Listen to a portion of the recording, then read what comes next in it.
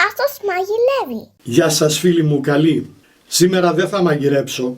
Θα είμαι κι εγώ θεατής όπως κι εσείς. Θα φιλοξενήσω στο κανάλι μου τον φίλο Κώστα από την Κατερίνη, την πατρίδα μου, που δεν μου έστειλε απλά τη συνταγή γραπτή, αλλά έτοιμη γυρισμένη σε βίντεο. Τον ευχαριστώ πολύ και σας τον παρουσιάζω. Καλησπέρα, είμαι ο Κώστας. Θα κάνουμε ένα γλυκό για τον αγαπητό παππού Τάσο. Θα κάνουμε ένα ριζόγαλο με αρώματα τσουρεκιού.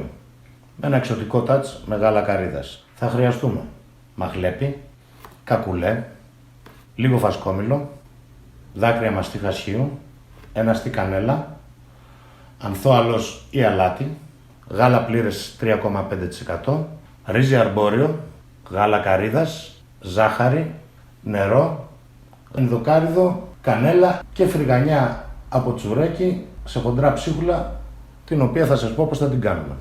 Τώρα αυτό που έχουμε να κάνουμε είναι να τα πολτοποιήσουμε ελαφρά, έτσι ώστε να τα βοηθήσουμε για να βγάλουν τα αρώματά τους. Αυτό θα μας πάρει λίγο χρόνο, δεν χρειάζεται να είμαστε πάρα πολύ σχολαστικοί, αλλά λίγη δουλίτσα τι θέλει. Στη συνέχεια θα βάλουμε το γάλα μέσα σε ένα κατσαρολάκι, σε χαμηλή θερμοκρασία, γύρω στους 50 βαθμούς με 60, και θα βάλουμε το μείγμα από το γουδί μας για να αρωματιστεί το γάλα μας. Αυτό θα μας πάρει περίπου 5 με 6 λεπτά ώστε να ζεσταθεί λίγο το γάλα. Δεν θέλουμε να βράσει, θέλουμε να ζεσταθεί, προσοχή, και να πάρει τα αρώματά του. Μετά θα το βάλουμε στο ψυγείο και θα το κρατήσουμε 1 μέχρι 2 μέρες το πολύ, για να ξεκινήσουμε μετά τη συνταγή για το ριζόγαλό μας. Την επόμενη μέρα λοιπόν θα πάρουμε τη μαστίχα μας, θα τη βάλουμε στο γουδί με 1 κουταλιά ζάχαρη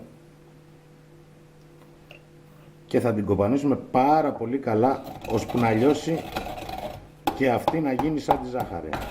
Θέλει αρκετή δουλειά και υπομονή, αλλά θέλει σχολαστικό κοπάνημα και προσοχή, γιατί η μαστίχα κολλάει. Αφού έχουμε χτυπήσει λοιπόν τη μαστίχα μας, θα την προσθέσουμε στην υπόλοιπη ζάχαρη και θα ανακατέψουμε καλά. Προσοχή στις θερμοκρασίες, γιατί μπορεί να σας κολλήσει. Με ένα κουταλάκι θα τη βοηθήσετε για να μπει στην υπόλοιπη ζάχαρη. Ανακατεύουμε τη μαστίχα με τη ζάχαρη και το κρατάμε στην άκρη για να ξεκινήσουμε σιγά σιγά. Συνεχίζοντας τη συνταγή μας, θα σουρώσουμε το γάλα μας σε λεπτή σίτα. Αν έχει κάποια κομματάκια μαύρα από τον κακουλέ, δεν σας πειράζει, δεν σας ακουμπάει, δεν σας ενδιαφέρει. Το γάλα καρύδας. Ανοίγουμε το μάτι μας σε μέτρια φωτιά προς δυνατή στην αρχή. Προσθέτουμε και το ρύζι μας, τη ζάχαρη μας, ένα στικ κανέλα, το οποίο θα το αφαιρέσουμε αργότερα, και παράλληλα εδώ, δεν μας πειράζει αυτό, μην ανησυχείτε, θα ζεστάνουμε και το νερό μας, γιατί θα τραβήξει και αρκετό νερό το ριζόγαλό μας. Η υγρασία από τα 2 γάλατα που έχουμε δεν είναι αρκετή. Με 1 ξύλινη κουτάλα ξεκινάμε να ανακατεύουμε το γλυκό μας. Θα χρειαστεί αρκετό ανακάτεμα, μην το αφήσετε, θα πρέπει να το προσέχετε αρκετά συχνά. Στην πρώτη φάση ώσπου να λιώσει η ζάχαρη σας, και αργότερα να μην κολλήσει φυσικά το γάλα στον πάτο της κατσαρόλας και στα πλαϊνά. Με 1 ξύλινη κουτάλα απαλά θα ανακατέψετε για αρκετή ώρα. Και συγχρόνως στην πορεία θα βλέπουμε το γλυκό μας εάν βράζει. Και στην πορεία φυσικά να δέσει. Τώρα που έχει ξεκινήσει και βράζει το γλυκό μας, θα χαμηλώσουμε λίγο και θα συνεχίσουμε το ανακάτεμα προσεκτικά. Την κανέλα θα την αφαιρέσουμε αργότερα. Θα κάνει τη δουλειά που θέλουμε και θα την αφαιρέσουμε αργότερα. Το γλυκό μας αρχίζει και δένει όμορφα, και σε αυτό το σημείο, γύρω στα 17 με 18 λεπτά, θα βάλετε μέσα και το αλατάκι που προείπαμε. Και θα συνεχίσετε να ανακατεύετε, δεν θα σταματήσετε να ανακατεύετε καθόλου το γλυκό σας. Στη συνέχεια θα δούμε στην πορεία, γιατί θα χρειαστεί σίγουρα νερό. Εμείς έχουμε ζεστάνει 500 ml νερό, γιατί δεν υπάρχει περίπτωση να χρειαστεί παραπάνω. Θα χρειαστεί από 250, 200, μπορεί και 300 ml νερό. Θα το δείτε αυτό, θα το δούμε και στις δοκιμές μας. Πρέπει να καταλαβαίνουμε τον κόκο να είναι ωραίος, σπυρωτός και καλός στο δόντι, να μας δίνει την αίσθηση του γλυκού βέβαια. Είμαστε στα 25 λεπτά 26, έχω σβήσει το μάτι μόλις τώρα, το γλυκό μας είναι έτοιμο και το ανακατεύουμε λίγο για να χυλώσει.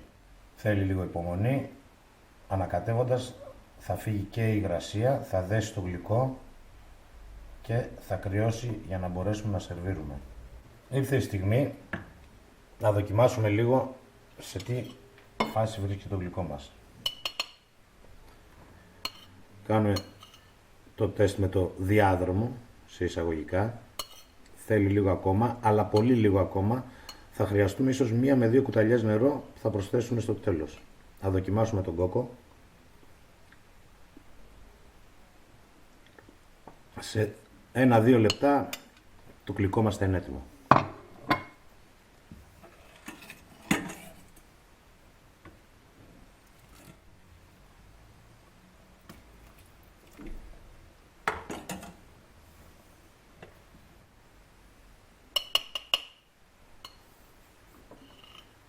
Το γλυκό μας είναι έτοιμο.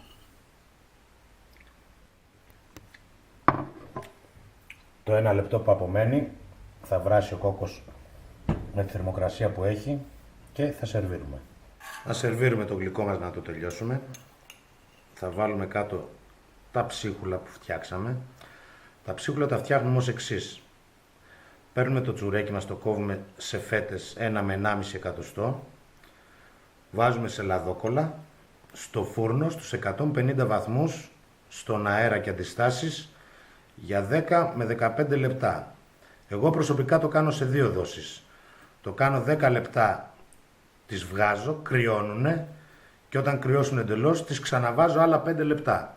Μετά τις περνάω στο πολυμηχάνημα, στον πολυκόφτη και έχω τα ψίχουλά μου. Θα στρώσουμε ένα ωραίο στρώμα κάτω. Η υφή που θα σας έρθει μετά στο στόμα, εάν δεν ποτίσει καλά από το ριζόγαλό μας, θα γίνει ένα ωραίο εκμέκ.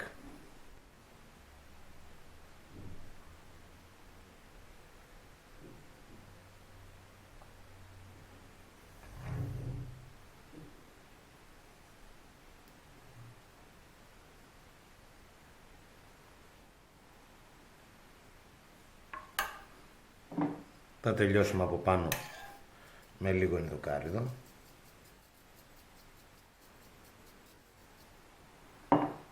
Και λίγη κανέλα.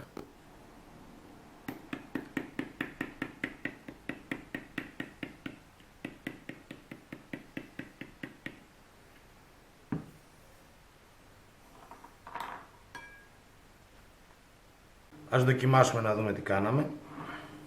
Πάρετε μια ωραία γεμάτη κουταλιά για να πάρετε και από το τσουρέκι από κάτω.